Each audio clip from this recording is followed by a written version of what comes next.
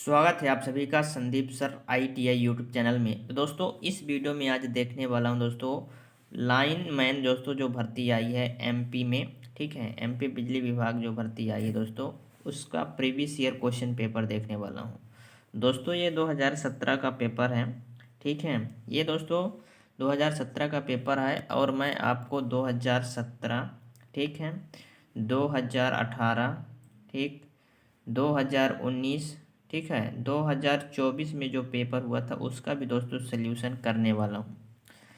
तो दोस्तों इस वीडियो में आज 2017 का देखने वाला हूँ दोस्तों। नेक्स्ट वीडियो जो आएगी दोस्तों उसमें 2018 2024 का फिर दोस्तों ऐसे मैं जितने भी प्रीवियस ईयर क्वेश्चन पेपर है दोस्तों लाता रहूँगा इस चैनल में। तो इस चैनल को ज़रूर सब्सक्राइब कर लीजिए और वीडियो को लाइक कर दीजिए और अपने दोस्तों के साथ शेयर कर दीजिए। तो दोस्तों इसमें टोटल 75 क्वेश्चन हैं, ठीक है। तो 75 क्वेश्चन दोस्तों इस वीडियो में देखने वाला हूँ, ठीक है। तो इस वीडियो में कंप्लीट जरूर बने रहिएगा। अगर दोस्तों आप MP बिजली विभाग की तैयारी कर रहे हैं तो दोस्तों प्रीवियस ईयर P/Q, ठीक है, प्रीवियस ईयर क्वेश्चन आपको ज़रूर देखना अनिवार्य है। क्योंकि अगर आप प्रीवियस ईयर क्वेश्चन देखते हैं तो आप एक अंदाज़ा लगा लेते हैं कि क्वेश्चन कहाँ से पूछा जाता है और किस टाइप से क्वेश्चन पूछा जाता है, ठीक है। तो आपको ज़रूर इस वीडियो को कंप्लीट वॉच करना है, ठीक है। चलिए बहुत ही कम समय में दोस्तों इस वीडियो में 75 क्वेश्चन मैं देखने वाला हूँ, तो आपको बने रहना है हमारे साथ। तो चलिए दोस्तों वीडियो को स्टार्ट करते हैं। ये दोस्तों टोटल कितने क्वेश्चन है, इसमें 75 क्वेश्चन है। टोटल कितने क्वेश्चन है, 75 क्वेश्चन है दोस्तों। इंग्लिश और हिंदी दोनों में दिया गया है, ठीक है। तो मैं हिंदी वाला देखता हूँ, ठीक है, क्योंकि बहुत से स्टूडेंट क्या है हिंदी वाले होते हैं, इंग्लिश वाले नहीं होते। तो इंग्लिश वालों की संख्या बहुत ही कम होती है, इसलिए मैं हिंदी मीडियम वाले क्वेश्चनों को देख रहा हूँ, ठीक है। चलिए पहला क्वेश्चन जो पूछा गया था वो पूछा गया था 1 इलेक्ट्रॉन पर आवेश होता है। 1 इलेक्ट्रॉन पर कितना आवेश होता है, ये पहला क्वेश्चन पूछा गया था। तो जो 1 इलेक्ट्रॉन पर आवेश होता है दोस्तों आप सभी को पता है, बहुत ही सिंपल क्वेश्चन पूछा गया था। 1.6 × 10⁻⁻19 कूलम, ठीक है। ये दोस्तों होता है 1 इलेक्ट्रॉन पर आवेश। तो ऑप्शन दूसरा इस क्वेश्चन का सही जवाब हो जाएगा। अगला क्वेश्चन आपके सामने ये रहा। अगला क्वेश्चन ये रहा दोस्तों, ठीक है। अगला क्वेश्चन है दोस्तों, एक विशिष्ट परिपथ में 200 मिलीसेकेंड में 10 कूलम का आवेश प्रवाहित होता है, परिपथ में प्रवाहित धारा होगी। तो परिपथ में क्या कितनी प्रवाहित धारा होगी, तो दोस्तों ये हो जाएगा 50 एम्पियर। कितनी होगी, 50 एम्पियर इस क्वेश्चन का सही जवाब हो जाएगा। चलिए अगला क्वेश्चन देखते हैं। अगला क्वेश्चन जो पूछा गया था वो पूछा गया था 3 लाल रिंग से चिन्हित प्रतिरोध का मान होता है। तो 3 जो लाल रिंग से चिन्हित प्रतिरोधक का मान होता है वो कितना होता है, तो उसका जो मान होता है दोस्तों वो होता है 2.22 किलो ओम, ठीक है। इस क्वेश्चन का सही जवाब हो जाएगा ऑप्शन नंबर 3। अगला क्वेश्चन दोस्तों पूछा गया था 1 ओम वाले 10 प्रतिरोध एक श्रृंखला में जुड़े हैं। कितने वाले, 1 ओम वाले। 1 ओम कितने वाले, 10 प्रतिरोध जुड़े हैं। कितने, 10। फिर 10 वोल्ट DC सप्लाई से जोड़े गए हैं। यदि प्रतिरोध खुल जाता है तो परिपथ में धारा होगी। तो दोस्तों जब प्रतिरोध क्या होता है, खुल जाता है, तो परिपथ में जो धारा होगी दोस्तों वो हो जाएगी 0 एम्पियर। कितनी होगी, 0 एम्पियर। तो ऑप्शन 4 इस क्वेश्चन का सही जवाब हो जाएगा। अगला क्वेश्चन है कनेक्शन के लिए एक DP/DT स्विच के में टर्मिनल की संख्या कितनी होती है। तो दोस्तों जो DP/DT स्विच होती है उसमें जो टर्मिनल की संख्या होती है वो होती है 6। कितनी होती है, 6 टर्मिनल की संख्या होती है। चलिए अगला क्वेश्चन देखते हैं। अगला क्वेश्चन है एक RL समानांतर, कौन सा है, RL समानांतर परिपथ में यदि शुद्ध प्रतिरोधक से IR और शुद्ध प्रेरक से IL, शुद्ध IR और शुद्ध प्रेरक से IL, ठीक। धारा आती है तो आई आर और आई एल के बीच फेज संबंध होगा। तो इसका जो फेज संबंध होगा वो होगा 90 डिग्री। कितना होगा? 90 डिग्री। ठीक है, 90 डिग्री इस क्वेश्चन का सही जवाब होगा। अगला क्वेश्चन दोस्तों, इस वीडियो में मैं 75 क्वेश्चन देखने वाला हूँ, इसलिए डिटेल में चर्चा नहीं करता हूँ। ठीक है, क्योंकि वीडियो बहुत लंबी हो जाएगी, इसलिए फटाफट दोस्तों इन क्वेश्चनों को देख लेता हूँ। कौन से क्वेश्चन दोस्तों पूछे गए थे और किस टाइप से पूछे गए थे। ठीक है, तो चलिए अगला क्वेश्चन देखते हैं। अगला जो क्वेश्चन है, शुद्ध ज्यावक्री तरंग रूप का आकृति गुणक होता है। तो शुद्ध ज्यावक्री तरंग रूप का आकृति जो गुणक होता है वो होता है 1.11। ठीक है, इस क्वेश्चन का ऑप्शन ए इस करेक्ट आंसर हो जाएगा। अगला क्वेश्चन है, एक आदर्श ट्रांसफार्मर की प्रतिशत हानि होती है। एक आदर्श जो ट्रांसफार्मर होती है उसमें प्रतिशत जो हानि होती है दोस्तों वो होता है 0%। कितना होता है? 0%। एक आदर्श ट्रांसफार्मर में प्रतिशत हानि कितनी होती है? 0%। अगला क्वेश्चन पूछा गया था, निम्नलिखित में से किस परिपथ में अनुनाद हो सकता है। तो अनुनाद किस में होगा दोस्तों? RLC समानांतर में। RLC समानांतर में क्या होता है? अनुनाद होता है। ठीक है, ये बात आपको ध्यान में रखना है। अनुनाद किस में होता है? RLC परिपथ में। RL में नहीं होता है, RC में नहीं होता, RL में नहीं होता। किस में होता है? RLC समानांतर में होता है अनुनाद। तो ऑप्शन दूसरा इस क्वेश्चन का सही जवाब हो जाएगा। अगला क्वेश्चन है, चल लौह यंत्र के उपयोग से खाली स्थान का मापन किया जाता है।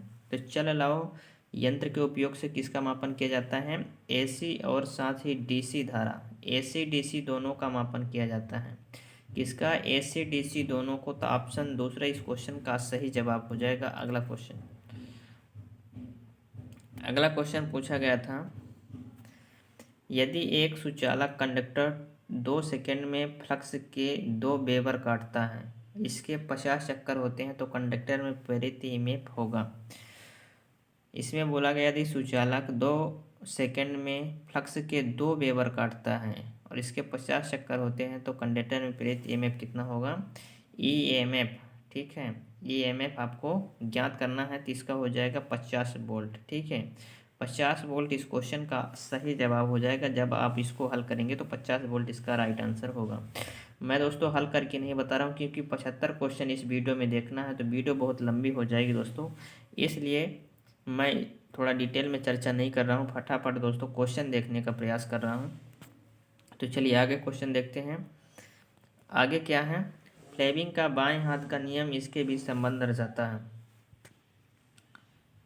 तो फ्लेमिंग का बाएं हाथ का नियम जो है वो इनके बीच संबंध दर्शाता है। तो बल की दिशा, धारा की दिशा और फ्लक्स की दिशा, इन तीनों के बीच संबंध दर्शाता है जो फ्लेमिंग का दोस्तों बाएं हाथ का नियम होता है। ऑप्शन तीसरा इस क्वेश्चन का सही जवाब हो जाएगा। अगला क्वेश्चन है BH कर्व। दोस्तों जो होता है BH कर्व, कौन सा कर्व? BH कर्व जो होता है उनका आलेखन है। तो BH जो कर्व होता है उनका आलेखन है चुंबकीय फ्लक्स घनत्व और एम्पियर टर्न मिनट में। ठीक है, तो ऑप्शन दूसरा इस क्वेश्चन का सही जवाब होगा। अगला क्वेश्चन,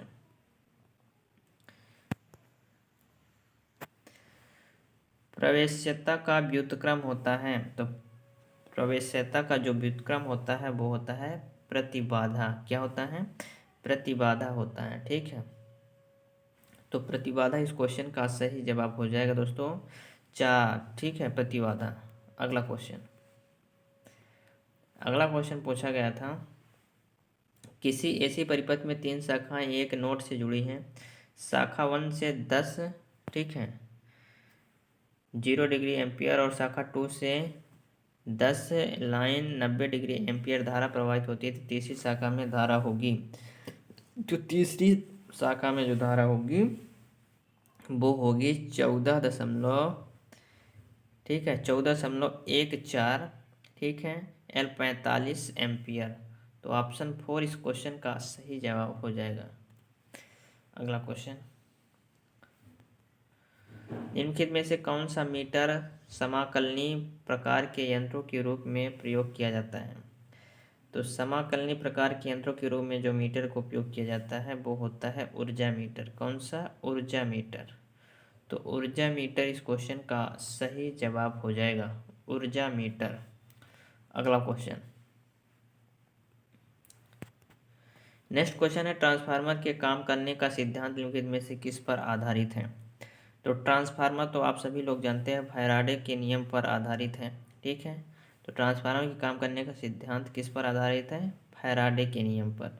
तो ऑप्शन ए इस क्वेश्चन का सही जवाब हो जाएगा। दोस्तों वीडियो अगर अच्छी लग रही है तो वीडियो को लाइक और चैनल को सब्सक्राइब कर लीजिए अभी तक नहीं किए हैं तो, और इस वीडियो को अपने दोस्तों के साथ शेयर कर दीजिए। जितने भी बिजली विभाग के दोस्तों आपके दोस्त तैयारी कर रहे हैं सभी के लिए दोस्तों ये वीडियो काफ़ी इम्पोर्टेंट होने वाली है। चलिए अगला क्वेश्चन है, एक ट्रांसफार्मर में प्राथमिक पक्ष पर 200 और द्वितीयक पक्ष पर 20 वर्तन टर्न है। यदि हम इसकी प्राथमिक सतह पर 200 वोल्ट डीसी लागू करते हैं तो द्वितीयक सतह पर वोल्टेज होगा। तो इसमें क्या बोला गया है, ट्रांसफार्मर आप देखे होंगे 2 कॉइल होती है, ठीक है। ऐसे 2 कॉइल होती हैं प्राथमिक और सेकेंडरी। तो बोला गया है 200, प्राथमिक पक्ष पर कितना है? 200, द्वितीयक पक्ष पर 20 है। तो इसकी प्राथमिक सतह पर 200 कितना? प्राथमिक सतह पर कितना वोल्टेज? 200 दिया जा रहा है, 200 वोल्टेज, ठीक है। तो द्वितीयक सतह पर वोल्टेज होगा, तो द्वितीयक सतह पर दोस्तों जो वोल्टेज होगा वो होगा 0। कितना होगा? 0 वोल्टेज होगा। तो ऑप्शन तीसरा इस क्वेश्चन का सही जवाब हो जाएगा। अगला क्वेश्चन, 5 किलोवाट डीसी मशीन के लिए आर्मेचर वाइंडिंग वलयन प्रतिरोध का लगभग मान क्या होगा? तो 5 किलोवाट डीसी मशीन का आर्मेचर वाइंडिंग वलयन प्रतिरोध का लगभग मान जो होगा वो होगा 0.15 ओम। कितना होगा? 0.15 ओम। अगला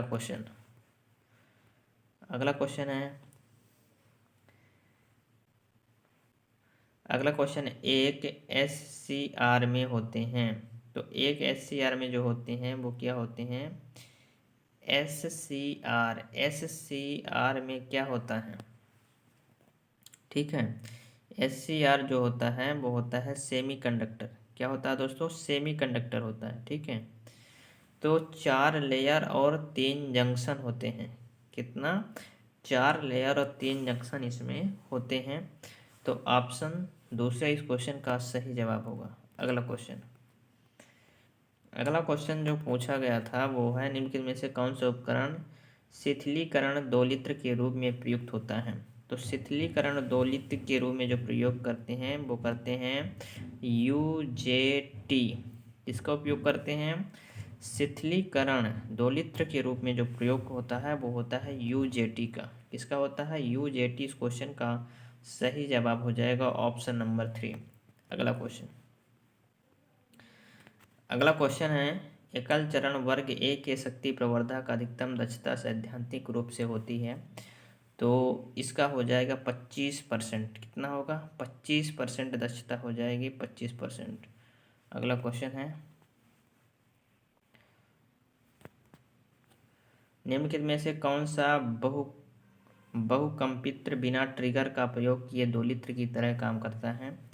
तो निम्नलिखित में से कौन सा बहुकंपित्र बिना ट्रिगर का प्रयोग किए दोलित्र की तरह कार्य करता है? तो दोलित्र की तरह जो कार्य करता है वो होता है अनव्यवस्थित। कौन होता है? अनव्यवस्थित। ऑप्शन 2 इस क्वेश्चन का सही जवाब होगा। अगला क्वेश्चन,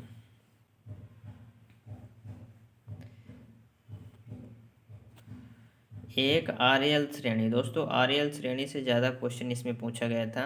परिपथ में R 10 ओम, L 0.1। इस परिपथ में कालांक टाइम कांस्टेंट होगा, टाइम कांस्टेंट इसमें पूछा गया था। तो इसका हो जाएगा दोस्तों 10 मिलीसेकेंड। कितना हो जाएगा? 10 मिलीसेकेंड हो जाएगा, ठीक है। मिलीसेकेंड हो जाएगा। अगला क्वेश्चन है एल लंबाई और बी फ्लक्स घनत्व वाले चुंबकीय क्षेत्र के समांतर रखे हुए एक धारावाहक सुचालक कंडक्टर पर लगने वाला बल होगा। तो एल लंबाई और फ्लक्स के घनत्व समांतर में रखा हुआ है तो दोस्तों शून्य बल लगेगा। कितना लगेगा? शून्य लगेगा। ठीक है, लंबवत होता तो दोस्तों बल लगता, लेकिन समानांतर है तो शून्य बल लगेगा। चलिए अगला क्वेश्चन है, बोला गया निर्वात की अपेक्षित पारगम्यता होती है। निर्वात की अपेक्षित जो पारगम्यता होती है वो होती है 1। कितना होता है? 1। ऑप्शन नंबर 3 इस क्वेश्चन का सही जवाब होगा।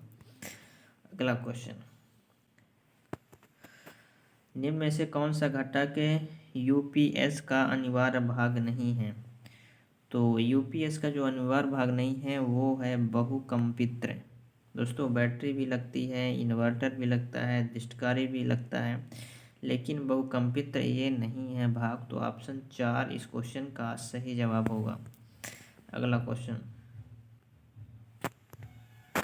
लेड एसिड बैटरी में सल्फेक्शन किसकी वजह से होता है? तो लेड एसिड बैटरी में जो सल्फेक्शन होता है वो होता है अपूर्ण चार्जिंग की वजह से। किसकी वजह से? अपूर्ण चार्जिंग की वजह से। ऑप्शन नंबर 2 इस क्वेश्चन का सही जवाब हो जाएगा। तो दोस्तों अभी तक आपने वीडियो को लाइक नहीं की तो वीडियो को लाइक कर दीजिए और दोस्तों के साथ शेयर कर दीजिए। अगला क्वेश्चन है, लेड एसिड सेल की सक्रिय सामग्री है। तो लेड एसिड सेल की जो सक्रिय सामग्री है वो है स्पंज लेड। क्या है? स्पंज लेड है दोस्तों, स्पंज लेड। ठीक है, अगला क्वेश्चन, अगला क्वेश्चन है, लेड एसिड बैटरी के तले में जो गाद जमा होता है उसमें अधिकांश होता है। तो लेड एसिड बैटरी के जो तले में दोस्तों गाद जमा होती है उसे हम क्या बोलते हैं? तो उसे हम बोलते हैं एंटीमनी लेड मिश्र धातु। क्या बोलते हैं? एंटीमनी लेड मिश्र धातु। ऑप्शन 3 इस क्वेश्चन का सही जवाब होगा। अगला क्वेश्चन, अगला क्वेश्चन है, एक कुंडली में जमा ऊर्जा दोगुनी करने के लिए कुंडली की धारा में कितने प्रतिशत वृद्धि की आवश्यकता होती है? तो एक कुंडली में जमा ऊर्जा दोगुनी करने के लिए जो कुंडली की धारा में प्रतिशत वृद्धि की आवश्यकता होती है वो होती है 41.4%। कितना होता है? 41.4% धारा की आवश्यकता होती है। ऑप्शन नंबर 3 इस क्वेश्चन का सही जवाब हो जाएगा। अगला क्वेश्चन है, स्थायी चुंबक बनाने के लिए इस्तेमाल की जाने वाली सामग्री में खाली स्थान अवरोधन, रिंटेविटी और निग्राहिता ओकार्सिव होनी चाहिए। तो दोनों उच्च होनी चाहिए। क्या होनी चाहिए? उच्च होनी चाहिए। ऑप्शन नंबर 1 इस क्वेश्चन का सही जवाब हो जाएगा। अगला क्वेश्चन, किसी प्रेरण कुंडली में धारा परिवर्तन की दर अधिकतम होती है। तो किसी प्रेरण कुंडली में धारा परिवर्तन की दर अधिकतम कब होती है? जब धारा प्रवाहित होने की शुरुआत में। कब? धारा प्रवाहित होने की शुरुआत में। तो ऑप्शन 2 इस क्वेश्चन का सही जवाब हो जाएगा। अगला क्वेश्चन, निम्न में से किस प्रकार का मीटर केवल दिष्ट के माप के लिए उपयुक्त है? तो केवल दिष्ट धारा केवल मतलब डीसी के लिए उपयुक्त होता है। कौन सा ऐसा मीटर है? तो वो है चल कुंडली प्रकार। कौन सा है? चल कुंडली प्रकार। ऑप्शन 2 इस क्वेश्चन का सही जवाब हो जाएगा। अगला क्वेश्चन, अगला क्वेश्चन है, एक धारा ट्रांसफार्मर के एकल वर्तन टर्न की प्राथमिक वाइंडिंग और 200 वर्तन की द्वितीयक वाइंडिंग, इसे 5 एम्पीयर के एमीटर जोड़कर एक धारा मापने के लिए उपयोग किया जाता है। पूर्ण स्केल विक्षेपण इस व्यवस्था द्वारा प्राथमिक धारा का कितना अधिकतम मान मापा जाएगा? तो अधिकतम मान मापा जाएगा 1000 एम्पीयर। कितना मापा जाएगा? 1000 एम्पीयर। ऑप्शन नंबर ए पहला इस क्वेश्चन का सही जवाब हो जाएगा। धारा में आप क्या करेंगे दोस्तों? 200 गुणे 5 कर देंगे तो 5 दूना 10, ये 1000 आ जाएगा। ठीक है, चलिए अगला क्वेश्चन, निम्नलिखित में से किस प्रकार के यंत्र की रीडिंग तरंग रूप के प्रकार और मापित मात्रा की आवृत्ति से स्वतंत्र है? तो स्वतंत्र है वो होती है गर्म तार। कौन होती है? गर्म तार स्वतंत्र होती है, गर्म तार। अगला क्वेश्चन, एक जा वक्री वोल्टेज 200, ठीक है, साइन WT प्लस पाई/3 दी गई है। वोल्टेज का औसत मान क्या होगा? तो वोल्टेज का जो औसत मान होगा वो होगा 127.32 वोल्ट होगा। कितना होगा? 127.32 वोल्ट। अगला क्वेश्चन,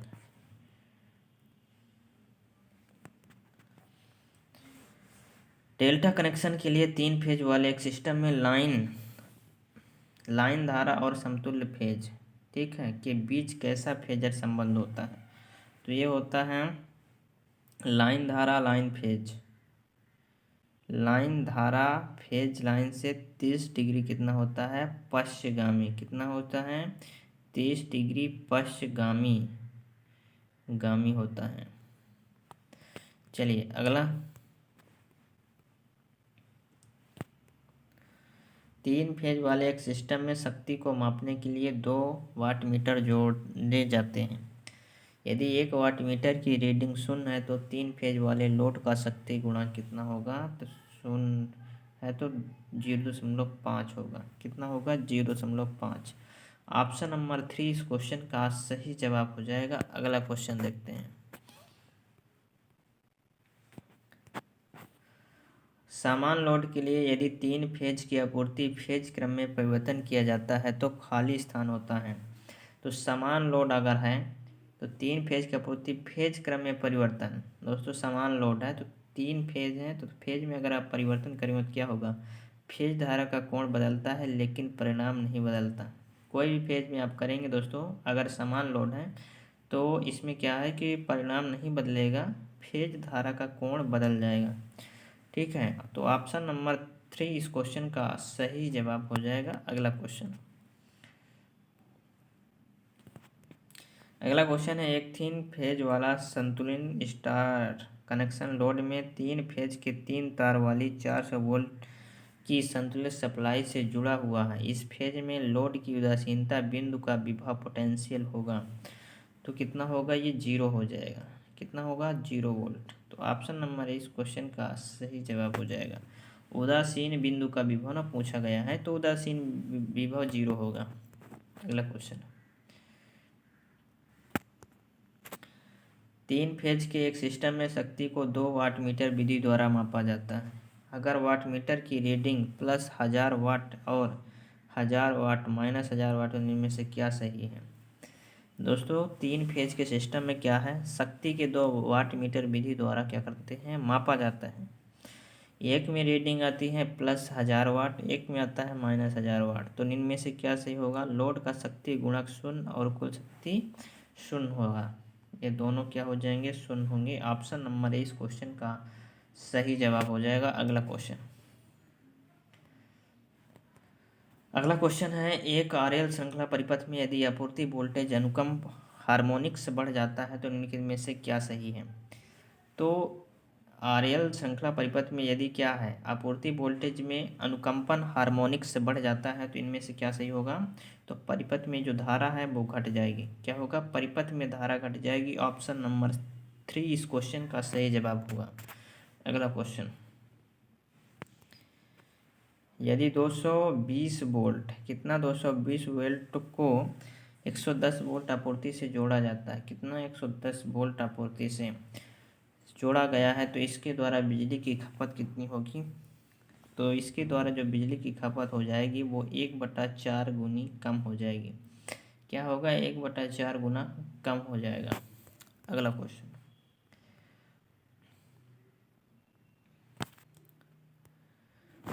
है 100 वाट की एक एकल फेज प्रेरण मोटर 230 वोल्ट से जोड़ी गई है। यदि इसकी सहायता से वाइंडिंग स्टार्टर पर खुलती है तो रोटर पर परिणामी आघूर्ण क्या होगा? तो रोटर पर जो परिणामी आघूर्ण होगा वो 0 हो जाएगा। क्या होगा? 0। ऑप्शन नंबर 1 इस क्वेश्चन का सही जवाब हो जाएगा। अगला क्वेश्चन, एक 3 फेज वाली प्रेरण मोटर में 3 फेज वाली 440 वोल्ट, कितना? 440 वोल्ट 50 हर्ट्ज की आपूर्ति जोड़ने के बाद 1460 RPM, कितना? 1460 RPM पर चलती मोटर की ध्रुवों की संख्या कितनी होगी? 1460 एम्पियर पर चलती है तो मोटर की जो ध्रुवों की संख्या होगी वो होगी 4। कितना होगा? 4 होगा। ऑप्शन नंबर 2 इस क्वेश्चन का सही जवाब हो जाएगा। अगला क्वेश्चन है, निम्नलिखित में से कौन सी मोटर की गति बदलने के लिए उसके रोटर परिपथ में प्रतिरोध जोड़ा जाता है? तो मोटर की गति बदलने के लिए जो रोटर परिपथ में प्रतिरोध जोड़ा जाता है वो है स्लिप रिंग प्रेरण मोटर। कौन सी है? स्लिप रिंग प्रेरण मोटर। ऑप्शन 2 इस क्वेश्चन का सही जवाब हो जाएगा। अगला क्वेश्चन है मेरे भाई,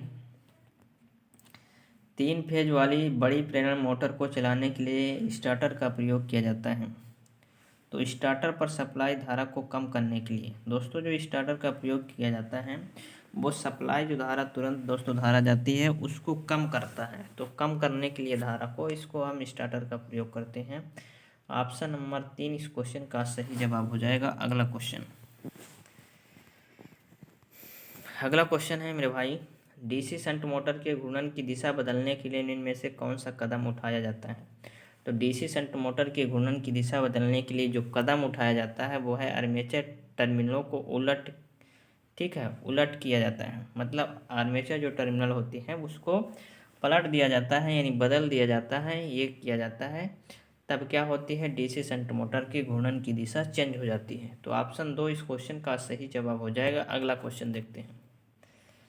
अगला क्वेश्चन है मेरे भाई, निम्नलिखित में से कौन सा एक 3 फेज पिंजरानुमा प्रेरण मोटर का हिस्सा नहीं है?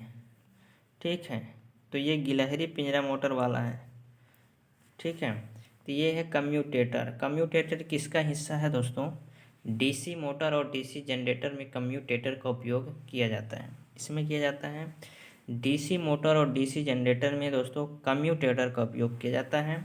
स्टेटर और रोटर और बियरिंग दोस्तों ये सभी क्या है? पिंजरानुमा प्रेरण मोटर का दोस्तों पार्ट है, लेकिन कम्यूटेटर ये दोस्तों डीसी जनरेटर और डीसी मोटर का पार्ट है। अगला क्वेश्चन देखते हैं। अगला क्वेश्चन क्या पूछा गया था? अगला क्वेश्चन है मेरे भाई, एक अल्टरनेटर में 2 पोल हैं जो 50 हर्ट्ज किससे 50 हर्ट्ज पर बिजली की आपूर्ति करते हैं।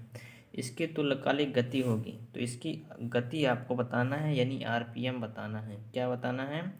आरपीएम। तो चलिए इसका जो राइट आंसर हो जाएगा दोस्तों, तुल्यकालिक गति 2 पोल वाले हैं तो 2 पोल में दोस्तों कितना हो जाएगा? 3000 आरपीएम। कितना होगा? 3000 आरपीएम। अगला क्वेश्चन है, एक 100 किलोवाट एम्पियर का 3 फेज वाला अल्टरनेटर 440 वोल्ट पर बिजली की आपूर्ति कर रहा है और पूर्ण लोड शक्ति पर चल रहा है। शक्ति गुणक 0.8 है। अल्टरनेटर की लाइन करंट होगी। तो दोस्तों अल्टरनेटर की जो लाइन करंट होगी वो होगी 164 एम्पियर। कितना होगा? 164 एम्पियर। इस क्वेश्चन का सही जवाब हो जाएगा। अगला क्वेश्चन है डीसी श्रेणी मोटरों के बिना किसी लोड के उपयोग नहीं किया जाना चाहिए, अन्यथा खाली स्थान होगा, गति बहुत उच्च हो जाएगी। दोस्तों अगर डीसी श्रेणी मोटर को बिना लोड के साथ उपयोग करेंगे तो इसकी जो गति है दोस्तों वो बहुत ज़्यादा हो जाएगी, इसलिए उपयोग नहीं करना चाहिए। तो ऑप्शन नंबर 2 इस क्वेश्चन का सही जवाब हो जाएगा, गति बहुत अधिक हो जाएगी। अगला क्वेश्चन है, घरेलू उपकरणों और तारों के विद्युत रोधी प्रतिरोध को आमतौर पर किसका प्रयोग करके मापा जाता है? तो मेगर का उपयोग करके मापा जाता है दोस्तों। प्रतिरोध को किससे मापा जाता है? मेगर से। तो ऑप्शन 3 इस क्वेश्चन का सही जवाब होगा। अगला क्वेश्चन है, घरेलू तारों में प्रयुक्त होने वाले 3 टर्मिनल हैं। तो घरेलू तारों में जो उपयोग होते हैं घरों की वायरिंग में वो होता है लाइन यानी फेज, और एक होता है न्यूट्रल और होता है अर्थिंग। एक फेज, न्यूट्रल और अर्थिंग दोस्तों ये घरों में प्रयोग किया जाता है। तो ऑप्शन नंबर 3 इस क्वेश्चन का सही जवाब हो जाएगा। अगला क्वेश्चन, जब ट्रांजिस्टर को प्रवर्धक के रूप में प्रयुक्त किया जाता है तो खाली स्थान में काम करने के लिए अभिनत होता है। तो जब ट्रांजिस्टर को किसके रूप में? प्रवर्धक के रूप में प्रयोग किया जाता है, प्रवर्धक के रूप में, तो इसको खाली स्थान करने के लिए अभिनत होती है वो सक्रिय क्षेत्र। कौन सा होगा? सक्रिय क्षेत्र हो जाएगा। Option number A. अगला क्वेश्चन, सिलिकॉन पीएन जंक्शन के गुजरने वाले अग्रदिश वोल्टेज का विशिष्ट मान होगा? तो सिलिकॉन का दोस्तों अग्र वोल्टेज बताना है आपको, तो 0.7 वोल्ट हो जाएगा। इस क्वेश्चन का सही जवाब ऑप्शन नंबर 4। अगला क्वेश्चन, डायोड की पीआईवी रेटिंग होती है। तो डायोड की दोस्तों जो पीआईवी रेटिंग होती है वो होती है रिवर्स बायस में, इसमें उपस्थित अधिकतम वोल्टेज होती हैं। तो ऑप्शन नंबर दूसरा इस क्वेश्चन का सही जवाब हो जाएगा। अगला क्वेश्चन है, डीसी जनरेटर के आर्मेचर सुचालक कंडक्टर में प्रेरित ईएमएफ किस दिशा पर निर्भर नहीं करता है? तो डीसी जनरेटर की आर्मेचर सुचालक कंडक्टर में प्रेरित ईएमएफ किस दिशा पर निर्भर नहीं करता है? आर्मेचर वाइंडिंग के प्रतिरोध पर निर्भर नहीं करता है। आर्मेचर वाइंडिंग के प्रतिरोध पर निर्भर नहीं करता है, यानी ऑप्शन नंबर 4 इस क्वेश्चन का सही जवाब हो जाएगा। दोस्तों अगर वीडियो पसंद आए तो वीडियो को लाइक और चैनल को सब्सक्राइब कीजिए। चलिए अगला क्वेश्चन देखते हैं। अगला क्वेश्चन है, डीसी ड्राइव में उच्च स्पंद परिवर्तक पल्स कन्वर्टर का उपयोग किया जाता है। तो डीसी ड्राइव में जो स्पंद परिवर्तक पल्स कन्वर्टर का उपयोग किया जाता है वो धारा का उर्मिका रिपलर घटाने के लिए प्रयोग किया जाता है। ऑप्शन नंबर ए इस क्वेश्चन का सही जवाब हो जाएगा। चलिए अगला क्वेश्चन है, एक SCR, ठीक है, एक SCR अग्रदिश धारा को खालिस्तान से कम करके उसे बंद किया जा सकता है, तो ये है होल्डिंग धारा। ऑप्शन नंबर 2 इस क्वेश्चन का सही जवाब हो जाएगा, होल्डिंग धारा। क्या होगा? होल्डिंग धारा। अगला क्वेश्चन है, JFET एक है, तो JFET जो है वो क्या है? एक वोल्टेज नियंत्रण उपकरण है। वोल्टेज नियंत्रण उपकरण है JFET।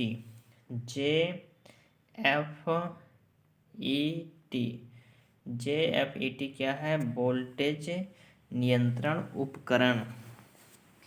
ऑप्शन नंबर 2 इस क्वेश्चन का सही जवाब होगा। अगला क्वेश्चन है,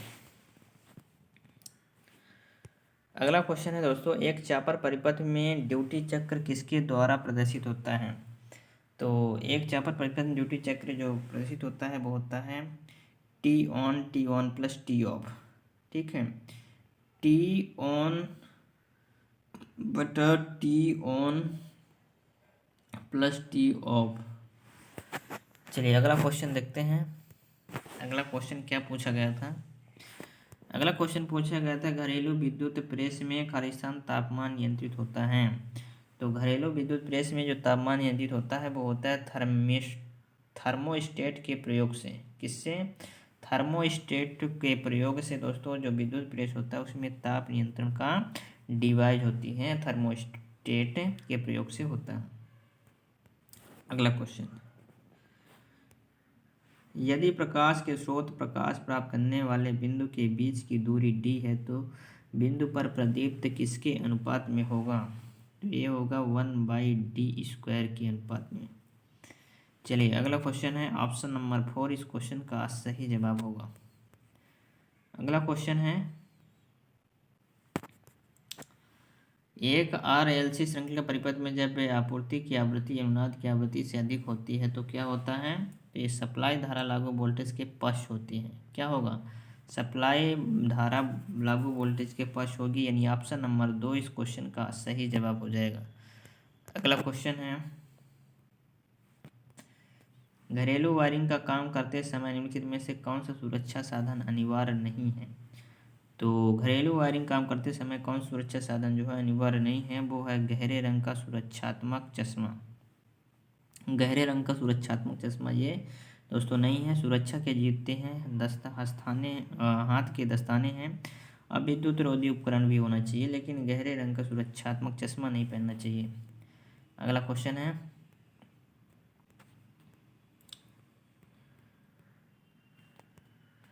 घरेलू वायरिंग में फ्यूज या स्विच हमेशा लगाए जाते हैं। तो घरेलू वायरिंग में जो फ्यूज और स्विच होता है वो फेज के साथ दोस्तों जुड़ा होता है श्रृंखला में। किस में जुड़ा होता है? जो स्विच होती हैं और जो फ्यूज होता है वो हमेशा फेज वायर से दोस्तों कनेक्ट होती हैं। किससे? फेज वायर से, फेज से, ठीक है। तो चलिए अगला क्वेश्चन देखते हैं। विद्युत रोधक के निम्न वर्गों में से किसमें उच्च तापमान सहन करने की क्षमता होती है?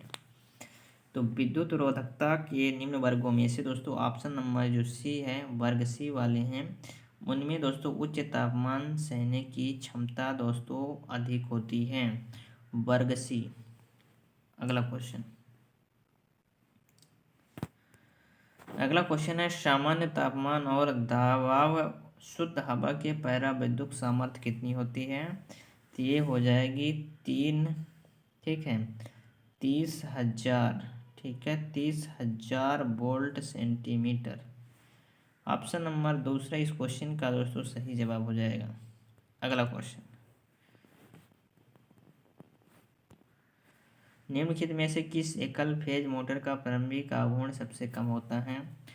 तो प्रारंभिक आघूर्ण जो होता है सबसे कम होता है वो होता है सेटेड पोल प्रेरण मोटर में। किसमें? सेटेड पोल प्रेरण मोटर में। ऑप्शन नंबर 4 इस क्वेश्चन का सही जवाब हो जाएगा। अगला क्वेश्चन, एक विद्युत चुम्बकीय रिले के 3 संपर्कों के नाम सी, एनसी और एनओ इस प्रकार नामकरण का अर्थ क्या होता है? तो हो जाएगा common, normally closed, normally open. विद्युत चुम्बकीय रिले के 3 संपर्कों के नाम हैं। सी से हो जाएगा दोस्तों कॉमन, क्या हो जाएगा?